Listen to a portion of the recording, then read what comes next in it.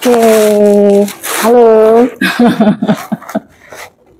Saya senang sekali kali ini ketemu dengan Pak Tengku Reza Shah. Kita lagi di mana nih Pak? Di Gedung Asia Afrika. Ini adalah titik yang paling mahal di benua Asia dan Afrika. Titik paling mahal di benua Asia dan Afrika. Karena di gedung ini tahun 1955 dulu ada sebuah konferensi yang luar biasa.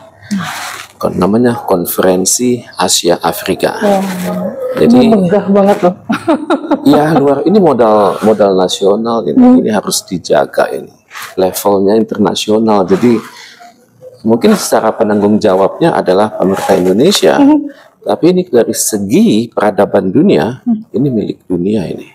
Harus kita jaga hati-hati.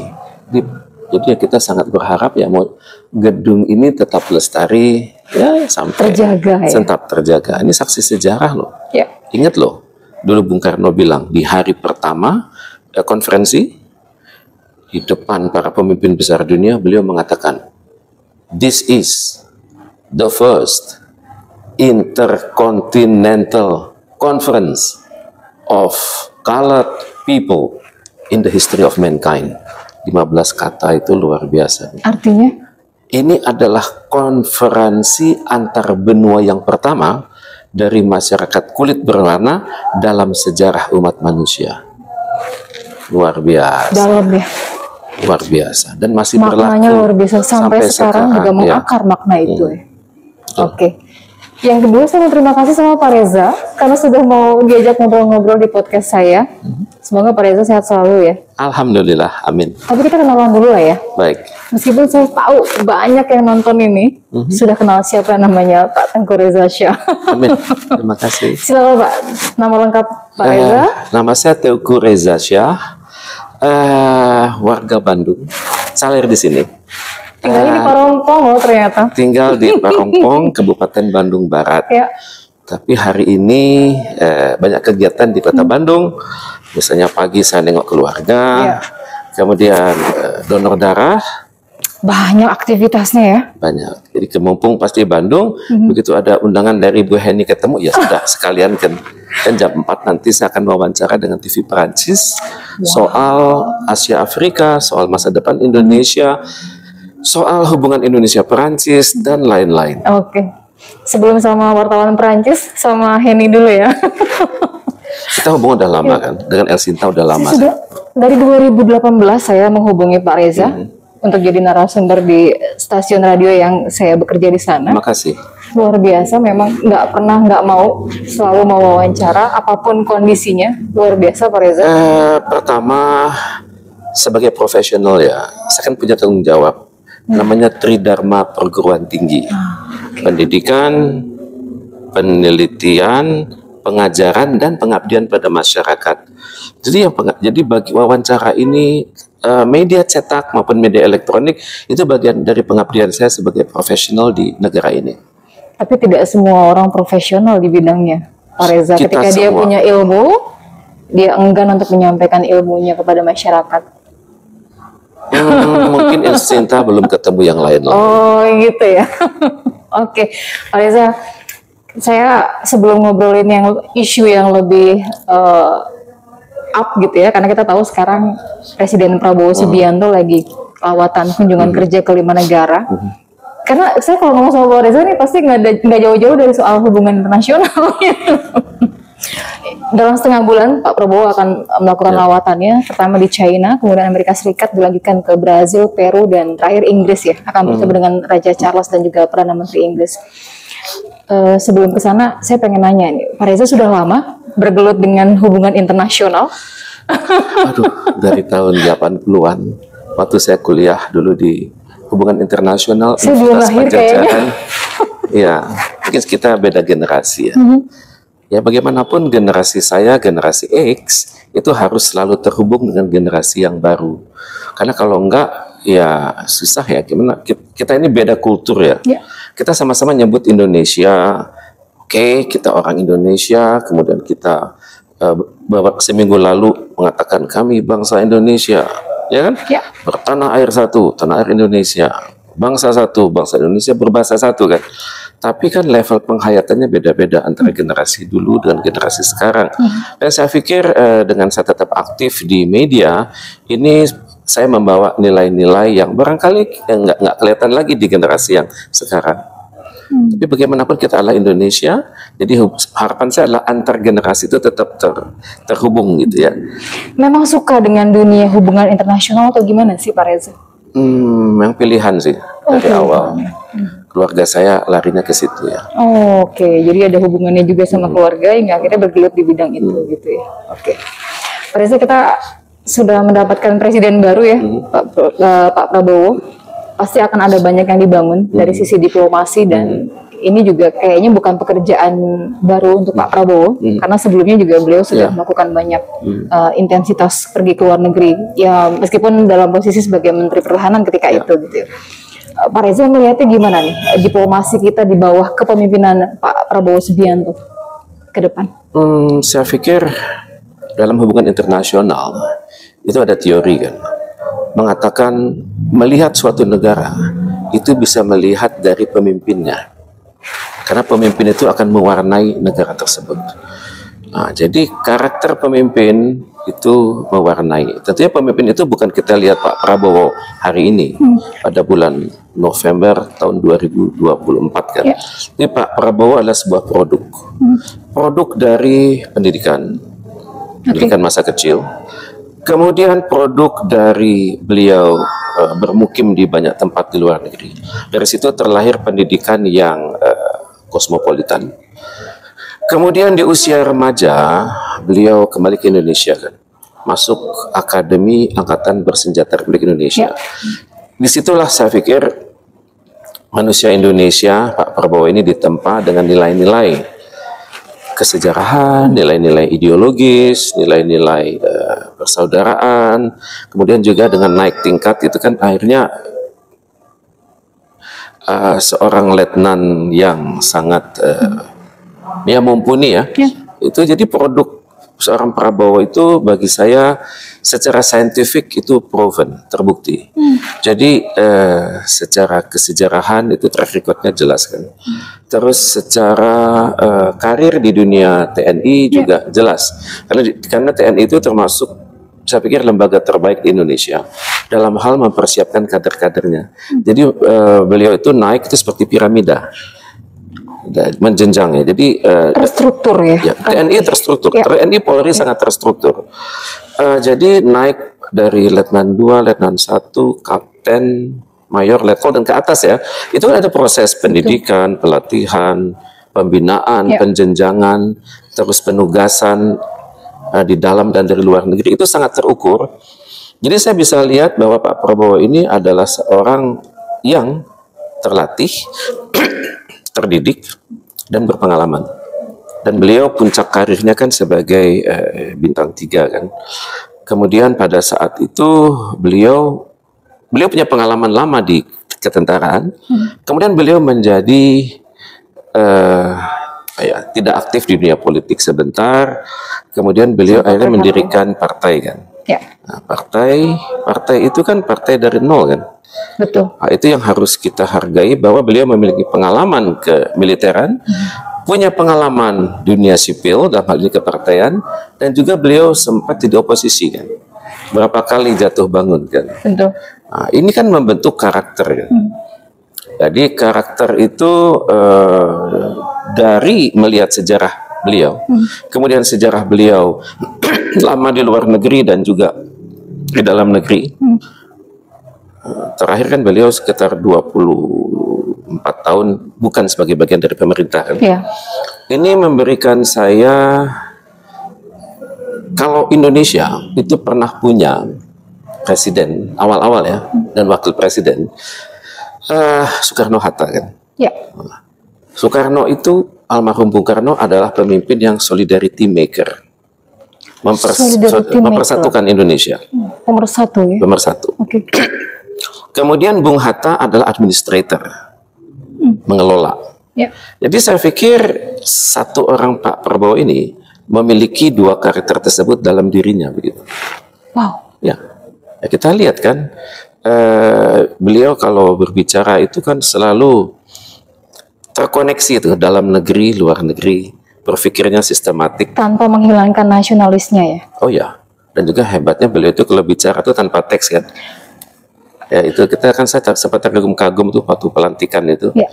Beliau berbicara lebih dari 1 jam tanpa teks ya. Ya mungkin pasti adalah layout items-items yang harus dikatakan ya. Ya begitu masuk ke dalam introduction itu jelas loh. Saya kagum ya, saya nggak sanggup loh itu. Menyebut nama orang dengan lengkap, jabatan, dan kemudian angka siapa yang datang dalam kapasitas kepala negara atau kepala presiden, kepala negara atau kepala pemerintahan, berapa orang, kemudian siapa lagi yang datang dalam kapasitas sebagai utusan pemerintahnya, envoy, special envoy, dan juga siapa yang dalam kapasitas sebagai duta besar. Itu begitu menyebut nama, begitu menyebut angka, itu langsung tergambar si Anu, si Anu, si Anu. Bahkan saya juga kaget kok beliau bisa hafal nama Sultan Bolkiah dari Brunei kan. Sultan Hasanah Bolkiah Muizzaidin wa Daulah kan. Lengkap ya? Lengkap. Ya, sebenarnya yang kalau lebih lengkap lagi adalah Duli Yang Maha Mulia Sir Paduka Baginda Hasanah Bolkiah Muizzaidin wa Daulah, itu 11 kata. Mungkin lebih lagi kalau ditambah dengan gelar-gelar beliau terima dari banyak negara, tapi menyebut Hasanah Bolkiah Muizzaidin wa Daulah itu langka. Bisa gitu ya. Dan tentunya kan ini didukung juga oleh, nggak mungkin kita nyebut nama seseorang dengan lengkap kalau nggak tahu background kan. Betul. Dan juga tidak ada hubungan chemistry kan. Oke. Dan pada saat Brunei masuk ke ASEAN tahun 80-an kan beliau waktu itu masih aktif di ketentaraan, mungkin pada saat itu terbangun hubungan yang baik. Itu Pak Prabowo. Kalau secara teori dari Indonesia itu saya pikir beliau kombinasi dari Soekarno-Hatta, Soekarno yang solidarity maker dan Hatta yang administrator. Tapi kalau kita pakai indikator Henry Kissinger dari Amerika, maka beliau ini memiliki nilai-nilai seperti birokratik, pragmatik. Satu, birokratis, pragmatik. Jadi kalau lihat masalah itu langsung to the point, ke inti ya. Tidak bertele-tele. Nah, itu tidak basa-basi. Itu frameworknya Henry Kissinger ya. Birokratik, pragmatik, kemudian ideologis, plus ideologis, kemudian revolusioner. Nah, jadi saya pikir kata-kata kunci ini ya akan kita lihat dari Pak Prabowo selama 5 tahun pertama kepemimpinan beliau. Dan saya pikir sudah mulai kelihatan kan, di mana pada saat beliau itu menjabat Menhan plus terpilih sebagai presiden sebelum diangkat kan. Presiden elect itu kalau keliling dunia kan, kalau nggak salah 20 negara loh dikunjungin dalam 6 bulan terakhir sebelum beliau jadi presiden. Tadi kan Ibu sudah nyebutkan list negara-negaranya kan. Kita kan bisa lihat dari gesture kan. Kalau kita ketemu orang lihat dari gesture kan. Gesture itu body language. Body language beliau ya pede oke. Tapi yang penting juga dilihat body language dari negara yang beliau kunjungi. Kepala negara itu tatapannya serius. Oh gitu ya? Iyalah. Kemudian cara duduknya juga serius, nggak nganggap enteng. Ya, kita kan sebagai pengamat harus lihat kan hal-hal yang orang nggak lihat kan. Jadi ya saya sebagai pengamat harus melihat istilahnya to see the unseen. Yang orang nggak lihat, saya harus lihat. Bisa sebuah gedung kan. Ini gedung tua. Dulu namanya kan Concordia Society kan. Gedung ini terpelihara baik. Gedung ini rapi, warnanya adem. Kemudian duduknya kita nyaman gitu kan. Kemudian gedung bangunan kusen pintunya asri kan. Itu artinya kan negara ini, terutama sekali Kementerian Luar Negeri dan RI dan juga Pemprov Jabar punya komitmen tinggi untuk merawat. Mungkin lebih dari melestarikan kan. Jadi kalau kita nanti ke dalam, ke bagian misalnya toilet, perpustakaan itu masih asri begitu. Ini sebenarnya kan ini mengajarkan kita sebenarnya punya potensi kan untuk merawat, melestarikan, kemudian menjadikan itu ikon ya. Semoga karakter seperti ini ya terpelihara dengan semakin baik pada eranya Pak Prabowo. Karena gedung Asia Afrika ini nggak ada orang Bandung yang nggak tahu. Jadi beliau kembali kepada Pak Prabowo, pemimpin ya. Pertama kalau dilihat dari kacamata dalam negeri itu kombinasi Soekarno-Hatta. Kemudian kalau dilihat dari luar negeri, Henry Kissinger itu mantan Menteri Luar Negeri Amerika Serikat itu mengklasifikasikan pemimpin dunia. Ada yang birokratik, pragmatik, ada yang ideologis, Revolusioner. ada yang kemudian karismatis, revolusioner. Itu tampaknya Pak Prabowo ini punya sisi-sisi itu, birokratik, pragmatis beliau Tapi lebih dominan ke. Ya, saya pikir kita nggak bisa mengatakan empat itu terpisah. Birokratik, pragmatik, ideologis, revolusioner. Itu kan nggak mungkin seseorang hanya di situ aja kan. Ini tergantung pada siapa yang dikunjungi mungkin ya. Siapa yang dikunjungi dan pesan apa yang dibawa. Dan isu apa yang sedang disampaikan. Dan saya pikir ini menarik ini. Sebelum beliau terpilih, sebelum beliau dilantik ya, beliau sudah ketemu dengan banyak negara. Yang beliau temuin itulah pemimpin-pemimpin besar negara tersebut kan. Kalau nggak presiden, perdana menteri kan. Ini menarik ini. Menarik di mana beliau sendiri yang handle. Saya lihat. Why? Kenapa? Waduh, kita harus tanya pada Mayor Teddy dan juga Pak Prabowo kenapa nggak banyak orang mendampingin Bapak pada saat berkunjung kan? Iya. Saya. Tapi dari sisi amatan. Ya kalau dari saya sebagai pengamat, saya mencoba melihat ya. Dalam kunjungan itu pasti beliau menggunakan bahasa kan, bukan bahasa Indonesia. Tidak ada penterjemah. Artinya beliau bisa berhubungan dengan seseorang dan bahasa PBB. Kan? Kalau nggak bahasa PBB, bahasa Eropa, internasional lah ya. Bahasa internasional. Bagusnya kalau punya kemampuan berbicara dalam bahasa internasional adalah kita tidak perlu melewati tahapan interpretasi oleh orang lain. Oh, itu kelebihannya. Ya, saya bisa bicara langsung dengan orang itu dan tahu secara persis apa yang you mau. Apa yang you evaluasi dari hubungan kami, negara kita ya. Kemudian bagaimana Anda melihat sejarah negara kita. Bagaimana Anda melihat keadaan kita dulu, sekarang, dan ke depan.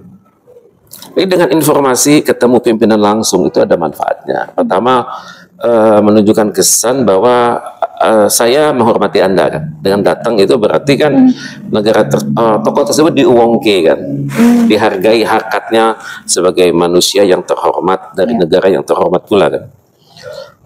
Kemudian dengan bertemu langsung itu beliau bisa mendapatkan informasi tangan pertama, hubungan bilateral dulu, sekarang, dan ke depan. Apa yang bisa kita evaluasi, apa yang masih belum perfect dari yang sekarang, dan bagaimana kita ke depan. Beliau bertemu dengan banyak negara kan, banyak pemimpin itu. Ketemu banyak pemimpin itu beliau bisa mendesain secara photographic mind. Beliau punya photographic mind ya. Jadi ya buktinya pidato kan nggak pakai teks. Photographic mind sehingga beliau saya pikir bisa tahu bagaimana hubungan Indonesia bilateral dengan Cina. Ya kan? Terus bagaimana hubungan Indonesia dengan Cina kalau konteksnya adalah trilateral. Indonesia, Cina, Rusia. Gitu. Kemudian bagaimana posisi Indonesia kalau menyeimbangkan hubungannya kuadrilateral berempat. Ada Indonesia, Cina, Rusia, dan Jepang. Gimana posisinya? Dan tentunya dalam dialog tersebut beliau sudah ada bayangan kan. Istilahnya itu sudah ada bayangan imajiner gitu. Bagaimana hubungan kelak kalau saya jadi presiden, kita bisa melakukan hal-hal ini kan. Dan untuk itu ini sisi intelektual beliau yang keluar. Dan juga sisi manajerial beliau yang keluar karena pihak yang didatangin itu tahu persis bahwa mereka itu akan berurusan dengan tokoh ini kan. Dan untuk itu kan sudah ada persiapan apa yang akan dilakukan setelah beliau dilantik kemarin itu kan. Ini keuntungan beliau. Kemudian juga tentunya dengan berkunjung ke negara-negara tertentu itu kan, beliau sudah datang dengan SWOT kan, strength, weakness, opportunities, dan threat. Bagaimana strength saya, weakness saya, peluang saya, dan ancaman saya. Kemudian beliau juga tentunya sudah melihat bagaimana SWOT negara tersebut kan, atas Indonesia, atas dunia kan. Tentunya pengalaman ini, pengalaman tangan pertama, ini memungkinkan beliau itu di dalam negeri nantinya, itu sebagai presiden. Presiden itu de facto dan de jure, tapi juga de facto dan de jure beliau adalah panglima untuk urusan luar negeri dan pertahanan. Jadi kalau secara de jure, iyalah beliau punya pengalaman de facto kenyataan kan, dan de jure beliau sudah bisa mengatakan secara tertulis ini keadaan kita dengan negara-negara tersebut kan. Jadi hal ini memungkinkan beliau benar-benar paket lengkap ya. lengkap. Ini yang kita Sosok harus kepala negara. ini harus yang kita harus lihat ke depannya. Baik. Dan beliau punya modal kan. Ini kan baru 2 minggu pertama ini kan. Untuk itu saya melihat kita memiliki seorang presiden yang punya paket lengkap secara intelektual, secara manajerial, dan juga guts ya. Kalau kita lihat kata-kata kunci beliau dalam bahasa Inggris itu to the point, terarah dan tidak membingungkan. Ya. Dan kosa katanya itu enggak perlu orang lihat kamus gitu. Tidak berkeliling-keliling, jadi langsung to the point ya. Tidak normatif. Straight to the point ya. Tapi jelas. Apalagi kalau beliau bicara dalam bahasa Indonesia kan jelas kan. Saya bisa bayangkan akan ada ide-ide konstruktif dari beliau untuk dunia, dan ada potensi beliau mengoptimalkan perjanjian-perjanjian Indonesia sudah bikin, entah itu bilateral ataupun regional, ataupun ya bilateral, multilateral ataupun regional. Saya bisa bayangkan itu begitu. Karena itu kan minggu-minggu ini kan beliau akan berkunjung ke luar negeri dan tujuannya jelas kan. Nah, ini yang jadi pertanyaan beberapa media mainstream, Pak Reza. Kenapa tidak Asia, tapi langsung ke China, Amerika Serikat, dan juga Brazil, Peru, serta Inggris begitu? Apakah memang ada agenda tentunya penting ke depannya? untuk ketemu pihak asing itu kan, itu perlu persiapan protokoler yang lama. Lama. Karena rencana kerja ini kan harus dibuat secara sangat sistematis kan. Berangkat dari mana ke mana, nanti transit di mana, itu kan makan waktu itu. Itu kerjaan lama dari protokoler istana. Tentunya juga kerjasama sama Kementerian Luar Negeri kan. Karena jalur itu harus dibuka. Jadi memang sudah disusun lama begitu ya? Disusun lama. Ini. Kemudian juga bagaimana pengisian pesawat, pengisian bahan bakar nanti di lokasi. Itu harus, pokoknya perjalanan seorang presiden ke luar negeri itu harus terjamin aman, tertib, tiba tepat waktu, sesuai harapan, dan juga yang didatangin itu pasti siapa. Ya karena kita datang jauh-jauh kan. Misalnya. Artinya agenda itu ada ketika Timur Tengah belum pecah ya, antara kemarin terakhir nih Iran dengan sudah dibuat lama itu Israel. Dan tentunya beliau sudah punya ide di mana posisi Indonesia dalam hal perlunya peningkatan keamanan di Timur Tengah dan Afrika tersebut. Kira-kira dengan sosok paket lengkapnya Pak Prabowo nih, Pak Reza, apakah memang akan semakin menggeser posisi Indonesia di dunia internasional? Dalam artian akan semakin di puncaknya begitu ya, ingin menunjukkan bahwa Indonesia adalah negara besar gitu. Kita negara Pak Reza melihatnya gimana? Kita negara besar. Ya. Kalau kita lihat luas wilayah, terus luas wilayah yang meluas sejak kita menandatangani United Nations Convention on the Law of the Sea tahun 81 kan. Kemudian kita juga luas secara kependudukan, kita juga luas secara keragaman budaya. Kita juga luas karena banyak zona waktu kan di Indonesia. Ini sebenarnya saya pikir beliau sudah sadari sejak beliau kecil ya, bahwa kelak akan berkiprah di negara kesatuan Republik Indonesia yang besar dan berwibawa kan. Ya cuman kan enggak semua orang sadar gitu bahwa kita ini negara besar, kita punya potensi besar, sumber daya yang besar. Itu harus diapakan kan. Dan untuk itu saya pikir Pak Prabowo tahu apa yang harus dilakukan. Ya cuman tentunya bukan hanya sekedar tahu, tapi harus melakukan itu semua kan. Dan itu kan untuk membawa Indonesia ke panggung yang lebih besar. Itu kan harus ada persyaratan-persyaratan teori kan. Persyaratan teori, nggak mungkin kita langsung mengatakan Indonesia akan menjadi negara seperti apa tahun 5 tahun ke depan. Tapi bagaimanapun dalam negeri harus beres dulu. Nah, jadi memang equal ya antara politik dalam negeri dengan politik luar negeri ya? Jadi teorinya mengatakan foreign policy begins at home.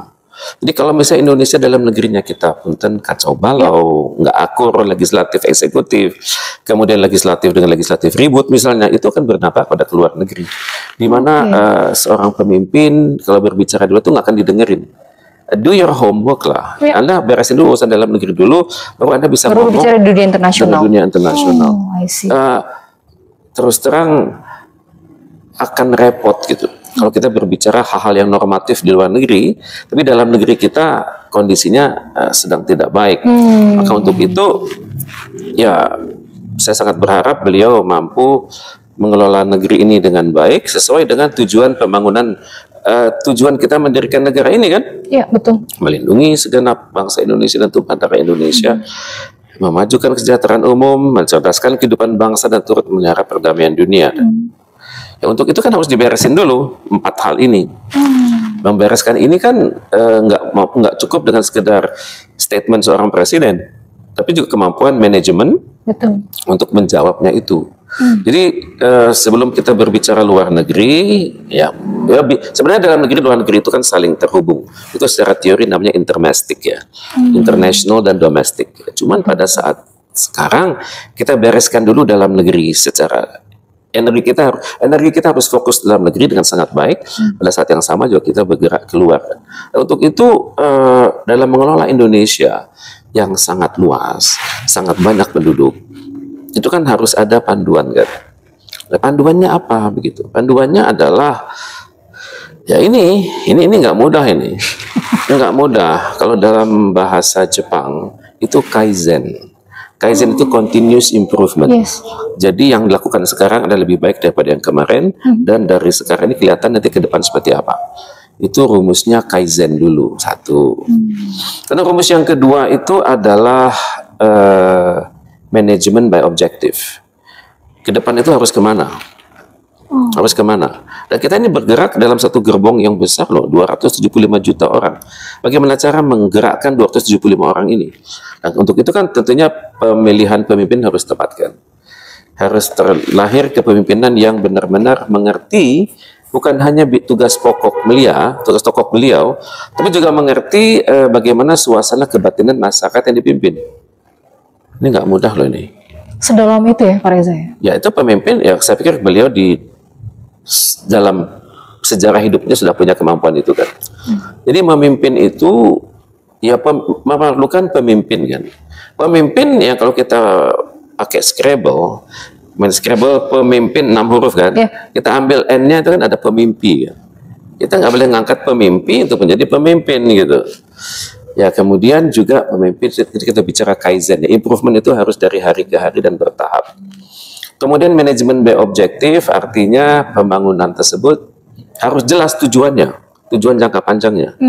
Jadi untuk itu ibaratnya kita masuk ke terowongan. Nah, sekitar Bandung ada terowongan tuh sasak saat itu.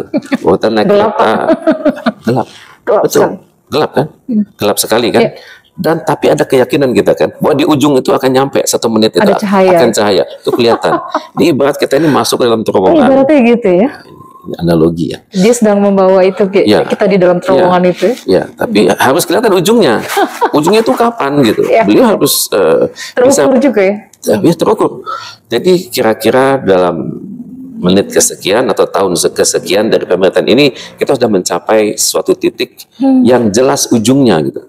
Terowongan tapi ujungnya kelihatan. Nah, untuk itu kan perlu ada teorinya. Yang ketiga itu pertama kaizen, kedua adalah manajemen by objektif, dan yang ketiga ini adalah manajemen perubahan.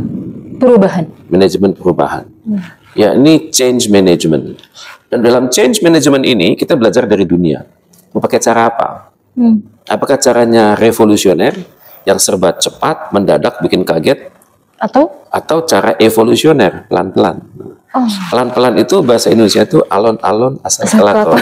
Bahasa Sundanya cikaracak ninggang batu, laun-laun jadi legok. Ini batu ya.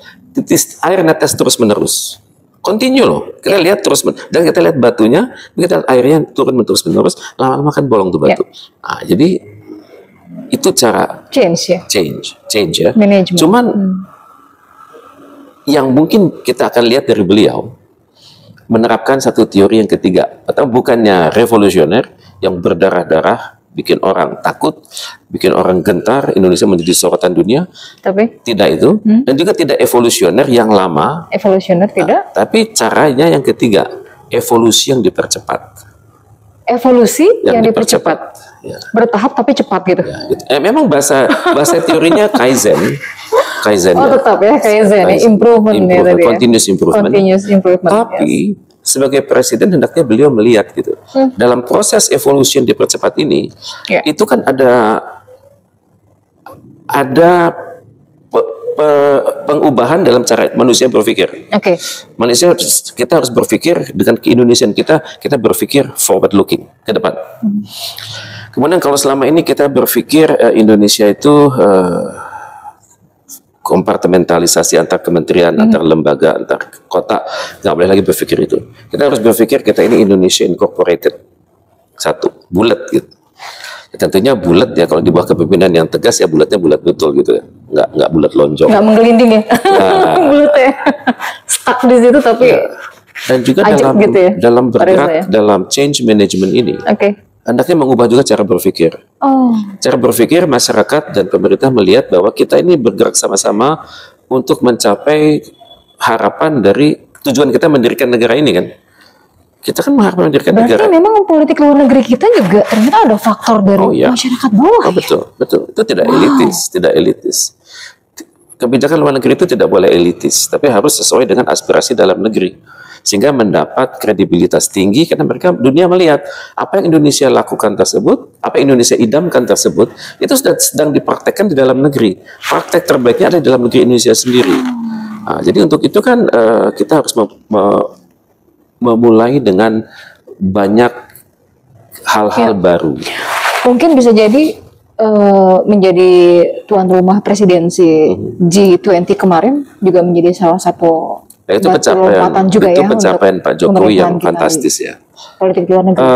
Ya, kebijakan luar negeri kita itu benar-benar terlihat pada saat KTT G20 ya, Yes. tahun lalu ya, 2023 ya. Ya, 2023 tahun lalu. Dan memang pandangan internasional kepada Indonesia juga Dan tentunya kan kita bukan hanya sebagai penyelenggara kan, betul. tapi kita mempersiapkan diri Ya. untuk pada saat yang sama memerhatikan juga krisis-krisis yang terjadi di dunia kan. Nah, itu Pak Reza. Ini kita lihat yang pertama, kita lihat kan rencana kerja Pak Presiden Indonesia saat itu kan, Pak Jokowi berkunjung ke Jerman dulu kan, Ya. ke KTT G7. Itu adalah negara-negara Saat yang konflik ya dengan Ukraina. Ya. dari situ beliau mendapatkan intisari dari pertemuan G7 karena beliau sendiri hadir gitu. Ya. Dari situ beliau datang ke Ukraine. Dan itu low profile ya Presiden RI itu ya.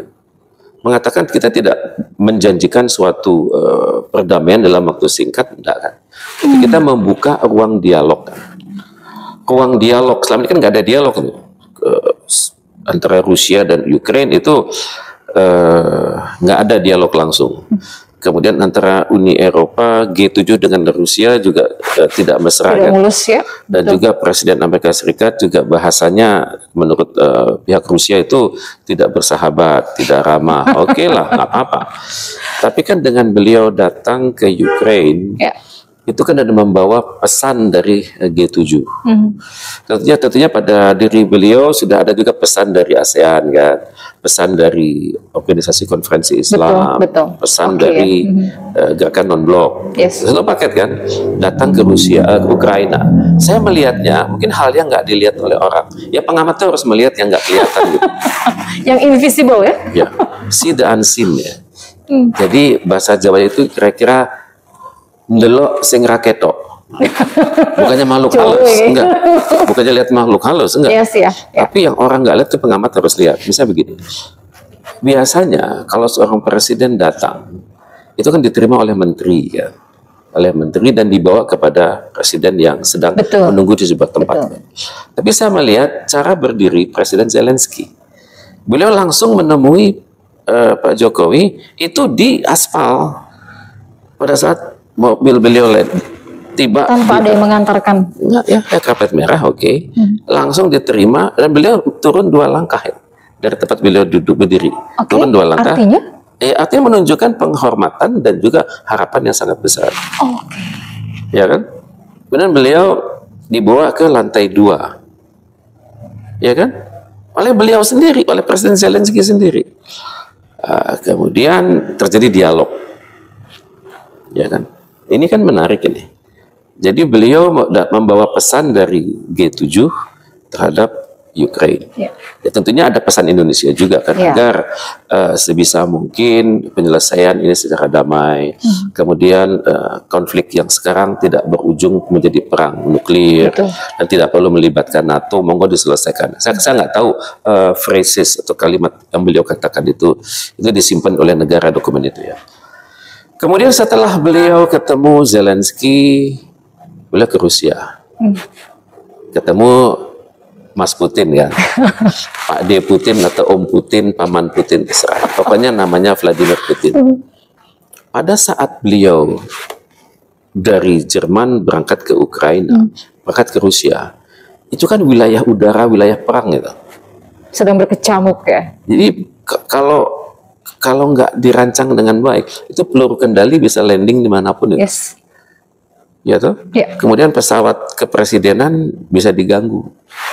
Mulai dari aftur yang tidak turun, aftur yang dicampur zat-zat lain, ban yang dikempesin, kemudian rute udara yang dibikin sulit, itu bisa kan. Secara teknis bisa. Tapi perjalanan mulus kan. Ke Jerman sudah, masuk ke Ukraine, sekarang ke Rusia. Betul, beliau duduk dengan Putin. Tapi duduknya gimana? Duduknya sebelahan macam kita begini, hanya dipisahkan oleh sebuah meja, dan di atas ada bunga. Coba kita lihat Mas Putin atau Pak D Putin kalau ketemu pemimpin lain. Kan begini, hadap-hadapan. Tidak bersebelahan. Tidak hadap-hadapan, dan mejanya panjang. Panjang mejanya. Itu secara psikologis menunjukkan ada gap yang kita harus talangin. Dan juga kepercayaan beliau kepada Pak Jokowi itu menunjukkan sangat besar itu. Jadi dengan duduk begini, ini ada meja di sini, ada bunga di tengahnya, pasti bunga hidup ya, bukan bunga plastik ya. Itu menunjukkan kesan bahwa penghormatan dari Rusia itu tinggi. Kemudian Rusia mau diajak bicara. Itu yang paling penting ya. Ya. Jadi, dan pesan tersampaikan kan. Ya. Terus setelah beliau pulang, itu informasi itu yang beliau punya tuh satu kotak kan. Itu kan menjadinya ditunggu-tunggu oleh orang kan, oleh pihak G20 di Bali kan. Yeah. Mereka nunggu-nunggu apa sih yang akan disampaikan oleh Indonesia, dan hasilnya kan ada. Yeah. Itu menunjukkan bahwa diplomasi itu menuntut pertama stabilitas dalam negeri, karena nggak mungkin terselenggara kepala negara asing datang itu, waduh, Amerika, Cina, Korsel, Jepang, Australia, itu datang kepala negaranya langsung, apalagi ASEAN lah ya. Itu luar biasa. Dan beliau datang dengan ide, bukan sebagai tuan rumah, bukan sebatas tuan rumah, datang dengan ide. Jadi dalam kondisi seperti itu Indonesia ya sangat diperhatikan. Nah, sekarang berdasarkan pencapaian ini, dan Pak Jokowi pun kan berdasarkan pencapaian dari Pak sebelumnya kan, kita nggak bisa mengatakan seorang presiden itu membawa tonggak yang luar biasa. Itu adalah seorang presiden Indonesia itu secara moral itu berhutang juga pada tonggak-tonggak pencapaian dari presiden yang sebelumnya. Nah, itu tonggak itu kan akhirnya menjadikan ide-ide, ibaratnya seorang presiden yang baru itu berdiri di atas raksasa ide dari presiden sebelumnya. Demikian sampai sekarang. Nah, jadi Pak Prabowo sekarang ya tentunya mewarisi stabilitas yang sudah terbangun lama, mewarisi juga kualitas diplomatik yang sudah terbangun lama, dan beliau tampaknya ya tinggal menunjukkan ya gongnya itu sekarang, bahwa tibalah saatnya Indonesia menjadi negara yang semakin dikenal, semakin diakui, semakin berkualitas, dan juga semakin semoga berpengaruh. Ya, ditunggu-tunggu untuk pencapaian perdamaian dunia. Semoga berpengaruh. Amin. Ya, karena memang kita juga mengusung politik bebas aktif itu. Betul. Baik. Ini sebenarnya bukan conclusion, tapi bagian akhir dari wawancara kita nih sama Pak Reza ya. Pak Reza, kira-kira mampukah negara kita mempertahankan jalur-jalur diplomatik apapun bentuknya kepada negara-negara internasional ke depannya di tangan Pak Prabowo ini, dan bagaimana posisi Indonesia di beberapa konflik internasional terutama di Timur Tengah yang sekarang sedang memanas ya, Iran, Israel, Palestina dan lain sebagainya. Silakan Pak Reza. Sebenarnya ide untuk ini sudah kita nyatakan tanggal 30 September tahun 1960. Pada saat Bung Karno itu berpidato di Majelis Umum PBB. Itu pidato beliau itu judulnya To Build the World Anew, membangun suatu dunia yang baru. Dan dokumen ini sudah dinyatakan sebagai the memory of the world. Yes. Jadi untuk ingatan dunia. Dan di Indonesia itu disimpan di museum, namanya Museum Arsip Nasional Republik Indonesia, ANRI, itu di Jakarta Pusat, di Jalan Gajah Mada, nomor 111. Di situ disimpan dokumen. Saya pernah jadi pembicara di situ soalnya. Jadi ingat dan baik. Oke. Di dalam pembicaraan Bung Karno yang singkat itu, beliau mengatakan, satu, dunia ini hendaknya tidak menggunakan nuklir lagi untuk tujuan perang. Nuklir itu buat tujuan damai. Satu. Yang selanjutnya beliau katakan adalah hasil dari Asia Afrika tahun 55 itu dapat menjadi arsip untuk penataan dunia yang lebih baik. Saya kerja sama Asia Afrika loh, itu Bung Karno bilang this is the first intercontinental conference of colored people in the history of mankind. Beliau mengatakan pada hari itu 30 September, coba kita semua saling menghitung negara mana yang kemarin itu tidak ada dan sekarang ini ada, hitung sama-sama. 30-an ya. Itu dari hasil Asia Afrika ya. Nah, jadi di situ Pak Prabowo ini, Presiden Prabowo mewarisi amanah sejarah. Pertama, nuklir itu janganlah sampai digunakan lagi. Tapi buat energi oke lah. Yang kedua, amanah Asia Afrika itu menjadi energi untuk kerjasama antar bangsa. Ketiga, beliau mengatakan PBB itu harus direformasi. Ya kan? Tentunya Pak Prabowo akan menggunakan momentum ini untuk menawarkan ide reformasi PBB. Ya, kenapa harus direformasi? Karena 5 besar itu negara pemenang perang itu kan berkuasa di Dewan Keamanan PBB kan. Veto ya, yang punya hak veto. Seenaknya aja dia gunakan yes, no. Jadi sebagus apapun ide dari dunia, kalau Amerika Serikat sang adik kuasa mengatakan tidak, ya tidak kan. Oke. Jadi reformasi PBB. Bung Karno waktu itu menyarankan reformasi PBB. Cuman apa yang direformasi? Tentunya Pak Prabowo harus datang dengan ide dong. Karena secara psikologis beliau sudah diterima di ASEAN. Beliau diterima di de facto dan de jure ya. Diterima di ASEAN, diterima di OKI, diterima di Gerakan Non-Blok, diterima di Kerjasama Selatan-Selatan, diterima di Liga Arab. Dan juga otomatis beliau sudah punya amunisi dari negara-negara di Majelis Umum PBB 170-an itu yang menghendaki penyelesaian Timur Tengah kan. Itu kekuatan moral yang harus selalu dimainkan. Nah, kemudian kita ini mau masuk BRICS kan. Berarti kita kan punya potensi membangun kerjasama lebih baik dengan semua anggota BRICS. Utama sekali kuncinya itu India, Rusia, dan Cina. Jadi kalau Pak Prabowo akan menjawab ide Bung Karno tahun 60 dulu, soal reformasi PBB 64 tahun silam, itu dunia akan dengar. Cuman Indonesia harus datang dengan ide kan. Pertama 5 negara itu kan tidak mewakili peradaban dunia loh. Amerika Serikat, Inggris, Prancis, Rusia itu budaya peradabannya peradaban Christian, Greek dan Jews, ya kan 3. Mana peradaban India? Nggak ada kan? Kalau India penduduknya 1,2 miliar, mungkin naik pun udah 1,3. Ini dari segi peradaban itu bisa masuk India. Kemudian Hindu, kemudian peradaban Islam. Siapa wakilnya dari peradaban Islam? Ya kalau masyarakat Timur Tengah masih mau berpikir soal Sunni Syiah kan. Betul. Kita kan nggak di situ kan. Kita adalah menunjukkan Islam yang rahmatan lil alamin itu adanya di Indonesia. Ya, tentunya kan harus didukung juga oleh kemampuan kita mengelola negeri dan juga memberdayakan masyarakat Muslim agar mereka lebih berkualitas dan lebih berkuantitas. Nah, tentunya dari segi peradaban Indonesia bisa masuk. Atau kalau mau lebih kuat lagi, peradaban dunia yang paling tua itu bukan Mesir, tapi Gunung Padang. Gunung Padang. Iya. Silakan cek sama kawan saya namanya Dani Hilman Natawijaya. Ya. Itu beliau adalah salah satu pakar yang mengkaji Gunung Padang. Tanya, apakah Gunung Padang ini, situs Gunung Padang ini itu produk alam atau produk manusia?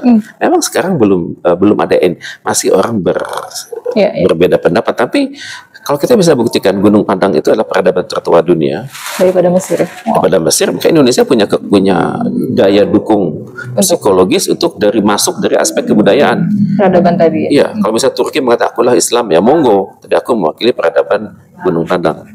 Peradaban. Indonesia bisa masuk. Ya. Mesir bisa masuk, India bisa masuk, Turki bisa masuk. Kita mewakili Islam plus Gunung Padang. Kemudian luas wilayah. Oke. Luas wilayah, Amerika sudah terwakili, Rusia sudah terwakili, Cina sudah terwakili, India belum, Indonesia belum. Walaupun kita nomor 14 dari segi luas wilayah, tapi kalau kita tambahkan luas wilayah Indonesia itu darat dan laut, itu kita mungkin di atas, masuk 7 besar, 8 besar dunia. Jadi dari kriteria luas wilayah, kita bisa masuk. Masuk juga. Banyak ya? Banyak. Masalahnya Option-nya. mau nggak kita didorong ide-ide ini? Itu yang pertama peradaban, kedua luas wilayah, ketiga penduduk. Nah, penduduk. Penduduk terbanyak di dunia itu ranking 1, ranking 2 itu bersaing antara Cina sama Rusia. Cina sama India. 1,4, 1,3, terserahlah data apa. Dia pakai tapi 2 itu. Penduduk ketiga Amerika Serikat kan. 350-an. Keempat kan kita 275. Bisa masuk juga ya? Masuk lagi dari jalur kependudukan. Oke. Masuk kan? Selanjutnya apa lagi? Keempat nih. Kebudayaan sudah, peradaban sudah, wilayah sudah, penduduk sudah. Saya keempat. Negara mana yang selalu aktif dalam perdamaian dunia? Indonesia. Lah iya. Ya kan? Indonesia. Sejak zaman Pak Karno. Lah ya, dari zaman tahun 59 itu dari peacekeeping mission kita di Kongo itu. Berarti kita punya 4 modal. Ya kan? Oke, itu modal. Kita kan nggak bisa mengatakan 4 modal ini dipakai karena Indonesia ada di situ, kan enggak. Kita cari model-model yang lain. Model lain adalah negara mana yang bisa membangun secara mandiri, kemudian menjadi champion pembangunan di level global, dan negara itu juga banyak membantu negara-negara lain. Ya enggak? Solidaritas maksudnya. Ya. Jadi Indonesia juga melihat. Bisa masuk juga ya? Indonesia mungkin belum, tapi di atas kita ada negara Jerman kan. Oh, Jerman. Jerman ya. Kemudian Jepang. Kemudian ada Korsel. Kita belum ya? Ya kita belum sedahsyat mereka loh dalam pembangunan. Karena kalau kita lihat indikator misalnya Sustainable Development Goals, Jepang itu sudah standar mereka sudah lebih tinggi daripada yang disarankan PBB. Saya pikir kita bisa mengharapkan masuk Jepang, Jerman, Korea Selatan, kemudian kemudian Switzerland, Switzerland, Denmark, Finland. Ini negara yang pembangunannya itu mengoptimalkan sumber daya alam yang terbatas, tapi mengelola dengan sangat baik. Itu negara itu. Termasuk pajaknya juga terkelola dengan baik. Betul. Terus, jadi kalau kita pakai 5 standar tersebut, nampaknya kita harus meningkatkan kualitas dalam negeri kita untuk bisa menuju ke sana ya, Pak Reza. Ya, untuk itu kita sangat berharap kepemimpinan Pak Prabowo ini bisa menjadikan Indonesia itu model terbaik dari negara sedang berkembang. Amin. Ya kan? Betul. Jadi kalau kita di Jawa Barat kan nyebutnya itu tata tentrem, loh jinawi. Jadi akan semakin memperjelas ya kita nih sebagai negara berkembang yang arahnya kemana begitu ya. Bukan hanya sekedar negara berkembang saja. Jadi ya saya sangat berharap 5 tahun ini di bawah kepemimpinan beliau itu dalam negeri oke, luar negeri oke. Dan tentunya kan kalau kita bicara dengan luar itu kan kita tidak hanya mengatakan istilahnya itu NATO, no action talk only, nggak boleh lagi gitu. Siapapun juga negara nggak boleh lakukan itu kan. Jadi dalam berhubungan dengan negara lain itu kriteria pencapaian itu harus jelas. Istilahnya yardstick gitu, atau sebagian ahli nyebutnya carrot and stick. Kalau bisa, oke, happy, tapi kalau enggak, ini kita harus jadi PR bersama gitu kan. Dan untuk itu kan kita hendaknya benar-benar memelototin perjanjian-perjanjian yang kita punya Nah, itu dia. di level bilateral, Betul. level regional, juga level global. Sudah banyak perjanjian-perjanjian yang sudah kita Jadi tanda tangan. perjanjian itu hendaknya diisi kan. Betul. Biasanya banyak perjanjian-perjanjian yang tidak bisa kita lakukan dengan baik karena seringkali terjadi pergantian elit kan dalam negeri kan. Jadi akibatnya pihak luar juga nggak begitu percaya dong. Kemarin saya berhubungan dengan kementerian namanya ANU. Sekarang namanya jadi ANU. Apakah ini berarti mengembangkan visi dan misi yang sama? Atau tidak? Oh enggak. Ya misalnya nggak sejauh-jauh lah. Dalam sejarah hidup saya, kita pernah punya kementerian namanya Kementerian Pendidikan Nasional. Ya kan? Kemudian kemudian Kemenristek Dikti. Ya kan? Ya. Sekarang kemudian Kemenristek Dikti dipecah lagi jadi tiga. Sekarang ada lagi kementerian. Mendikdasmen. Jadi kan yang bingung adalah mitra. Betul. Karena apakah komitmen yang sudah kita buat bersama kemarin itu akan memerlukan, kalau kami tetap satu organisasi yang nama, kementerian kami itu A, Anda itu kementerian, kemarin kami berhubungan dengan B. Nah, sekarang untuk mengoptimalkan perjanjian kita dulu, itu apakah saya perlu juga berhubungan dengan kementerian yang lain gitu? Itu kan bingung orang. Karena apalagi kalau menterinya itu berbeda antara kualitas yang dulu dengan yang sekarang. Saya nggak mau sebut nama deh. Ya kan, itu berbeda banget. Dan pihak luar itu kalau melihat Indonesia, itu melihat bagaimana postur pemimpin.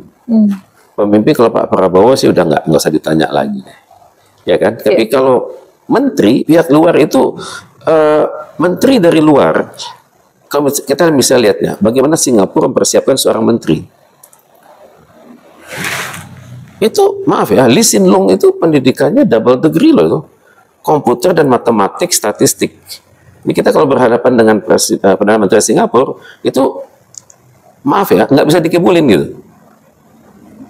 Pemahaman data kualitatif dan kuantitatifnya jelas. Kita di Jawa Barat nyebutnya paripurna gitu kan. Jepang mempersiapkan seorang menteri dan juga Perdana Menteri. Itu kan menterinya itu kan dilihat dari kampus mana dia berasal, dan degree apa, judul tesisnya apa, dan juga berapa tahun dia di pemerintahan, di oposisi, itu jelas. Jadi kalau kita berhadapan dengan pihak lain, ya saya sangat berharap lah kementerian yang beliau bangun itu oke. Tapi bagaimanapun juga pihak luar itu menilai bahwa yang memimpin itu siapa gitu. Tapi semoga sudah diperhitungkan sama Pak Prabowo ya. Ya saya sangat berharap, saya sangat berharap dream team dari pemerintahan Indonesia itu yang di dalam kabinet yang sekarang. Dan tentunya kan kabinet itu harus mampu menafsirkan kan apa yang disampaikan oleh presiden dan juga apa tujuan nasional. Kan? Dan juga pemimpin itu hendaknya memiliki koneksi dengan masyarakat yang dipimpin. Itu paling penting ya. Itu penting karena masyarakat harus berpikir saya ini diwakili oleh Anda begitu. Dan juga pemimpin itu di level eksekutif hendaknya punya mitra kerja legislatif yang juga seimbang dong. Jadi proses pemilihan nampaknya kalau dari porsinya sudah seimbang ya sekarang. Ya saya sangat berharap jadi para pemimpin Indonesia dimanapun dia berada, level legislatif, eksekutif, judikatif itu ternyata itu memiliki kriteria seperti meritokrasi. Kemudian mereka memiliki kriteria kesetiaan pada tanah air. Karena mereka punya kriteria juga sanggup bekerja sama di dalam dan luar negeri dengan tujuan yang jelas. Kemudian mereka memiliki hati dengan masyarakat. Beda loh. Kalau orang hanya mengandalkan intellectual quotient, tidak didukung oleh spiritual quotient, tidak didukung oleh emotional quotient, tidak didukung oleh leadership quotient, tidak didukung oleh managerial quotient, itu nggak akan kemana-mana. Ya, untuk mengelola sebuah negara seperti Indonesia, itu perlu pemimpin yang paripurna. Jadi dengan menanggalkan dulu urusan-urusan golongan dan politiknya? Tepat. Siapapun pemimpin Indonesia harus belajar dari Presiden Amerika John F. Kennedy. Membawa merah putih ya? Waktu itu John Kennedy bilang, my loyalty to my party ends when my loyalty to my country begins. Jadi loyalitas saya kepada partai saya hilang. Berakhir begitu saya menyatakan loyalitas pada negara. Tadi tentunya hal ini kita nggak bisa elakkan kan, bahwa seorang pemimpin itu lama di kepartaian, ya kan? Dia mewarisi nilai-nilai partai yang luhur, mulia, agung, ya terserah partai apapun itu kan. Tentunya dia sudah seorang menteri sudah lewat prosedur kaderisasi dari partainya sehingga bisa berada pada posisi itu kan. Tapi pada tahapan selanjutnya orang itu hendaknya menjadikan sejarah hidupnya itu sebagai referensi. Sebagai panduan, sebagai roadmap. Tapi pada saat dia memutuskan, dia itulah pemimpin Indonesia. Dia harus berpikir untuk Indonesia dari Sabang sampai Merauke, Miangas sampai Pulau Rote. Harus berpikir itu. Dia harus berpikir secara teori itu menempatkan diri dalam krisis gitu. Krisis dalam artian harus terlahir keputusan yang baik, mulia, dapat dibenarkan secara teori, dan mempercepat pencapaian bangsa. Indikator terdekat adalah SDG kan, Sustainable Development Goals tahun 2030 kan.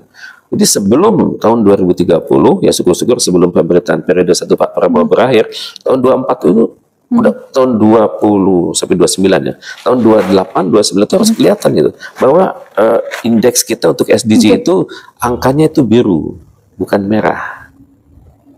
Dan untuk itu kan perlu kemampuan manajerial yang luar biasa. Harus punya persona yang juga luar biasa. Terakhir, Amerika Serikat akan pemilu. Indonesia harus bersikap bagaimana? Siapapun nanti pemimpin Amerika Serikat. Saya pikir Amerika Serikat sebagai suatu negara menghargai Indonesia kan. Dia tahu kok bahwa Indonesia itu punya potensi besar dan dia sadar bahwa dia harus bekerja sama dengan Indonesia. Amerika Serikat kan lihat ekonomi dia turun kan. Sedang turun. Kemudian kemampuan Donald Trump untuk memerintah juga harus lewat transisi panjang kan. Kemarin waktu beliau kalah oleh Joe Biden kan. Beliau terkesan kok nggak galak terhadap pengikut-pengikutnya yang bergerak ke Capitol Hill kan. Dan sekarang per hari ini saya masih melihat angkanya itu 47 lawan 47. Trump 47, Kamala Harris 47. Jadi ada sekitar swing voters yang harus direbut oleh kedua pihak ini. Tipis ya? Tipis. Jadi untuk itu jadi, saya pikir ya, Amerika Serikat dengan Indonesia. Mereka berdua harus benar-benar mengincar, mengamankan mereka yang sudah pasti memilih masing-masing, dan juga mengincar swing voters, masyarakat muda, masyarakat agama, masyarakat intelektual, masyarakat yang masih belum bisa menentukan pilihan. Itu harus, ya untuk itu bisa dimengerti kenapa 2 minggu terakhir Trump banyak menggunakan kata-kata yang memojokkan Kamala Harris kan. Secara nggak langsung market melihat bahwa ini tidak putih ya. Bahwa ini bersikap agak longgar terhadap pendatang dari negara lain. Saya pikir Indonesia kita jangan terpengaruh siapapun yang memerintah di sana, tapi kita harus berpikir bahwa kita punya kepentingan nasional masing-masing. Nah, kepentingan nasional masing-masing itu akan ketemu kan. Kita punya komprehensif strategic partnership dan Amerika Serikat, ya kita isi. Ya gitu terus ya. Amerika Serikat juga nggak seneng kan Indonesia kelihatannya dari perspektif dia kok dekat-dekat sama Cina kan. Ya toh? Nah, kita juga harus buka peluang pada Amerika bahwa perang dagangnya juga belum beres ya. Iya, bahwa ini Cina di sini. Serikat China ya. Cina di sini karena secara ekonomis tujuannya begitu, dan juga ini mitra dagang kan ini China sama dengan sekarang. Ya, kalau anda ingin menyaingin Cina di sini, oke, datangkan perusahaan Anda. Itu dia. Datangkan manajer Anda, datangkan teknologi Anda. Kami menghargai itu. Nah, mungkin tibalah saatnya Amerika Serikat melihat Indonesia sebagai mitra yang kompetitif gitu. Kita harap, dan untuk itu saya sangat berharap nanti Pak Prabowo ya datang ke Amerika Serikat pada saat pelantikan presiden itu ini. Sebagai salah satu karena mata dunia akan tertuju ke Washington DC pada hari itu. Simbol negara, dua negara bertemu begitu ya. Pak Reza, terima kasih banyak ya untuk wawancaranya. Udah senang saya ngobrol sama Pak Reza, ternyata banyak hal yang saya dapatkan hari ini. Kita kan di Jawa Barat ini kan petuahnya silih asih, silih asah, silih asuh. Betul. Jadi kalau kita bisa membangun budaya ini ya, kita hidup di Jawa Barat ini tenang, damai, adem gitu. Nice to meet you, Pak Reza. Terima kasih. Sehat-sehat ya, Pak Reza. Alhamdulillah, hatur nuhun. Oke, terima kasih. Sampai jumpa semuanya. Sampai jumpa. Salam.